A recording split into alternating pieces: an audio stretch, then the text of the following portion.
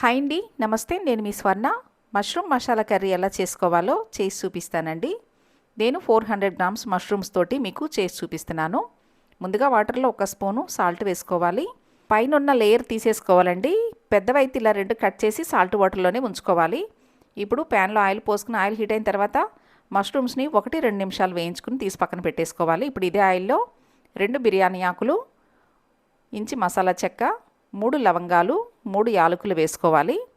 తర్వాత stone flower వేసుకుని సన్నగా కట్ చేసుకున్న 2 ఉల్లిపాయలు వేసుకోవాలండి. ఇప్పుడు 3 టమాటాలు కట్ చేసుకుని మిక్సీ జార్లో వేసుకోవాలి. చిన్న కప్పు జీడిపప్పులు కూడా వేసుకుని వీటిని మిక్సీ పట్టుకోవాలి.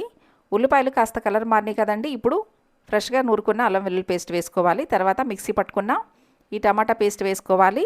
ఇప్పుడు రుచికి సరిపడా సాల్ట్ వేసుకోవాలి. 2 స్పూన్లు కారం, ధనియాల పొడి 1 చిన్న స్పూన్ వేసి 2 పచ్చిమిర్చి వేసుకోవాలి.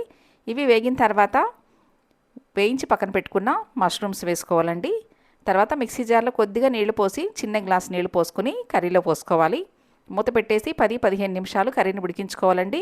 ఇలా ఆయిల్ సపరేట్ అయిన తర్వాత పైన కొత్తిమీర, కొద్దిగా గరం మసాలా వేసేసుకోవటమే. ఈ మష్రూమ్ మసాలా కర్రీ మీకు నచ్చినట్లయితే ఈ వీడియోని లైక్ చేయండి, షేర్ చేయండి, నా ఛానల్ని సబ్స్క్రైబ్ చేసుకోండి. Thanks for watching.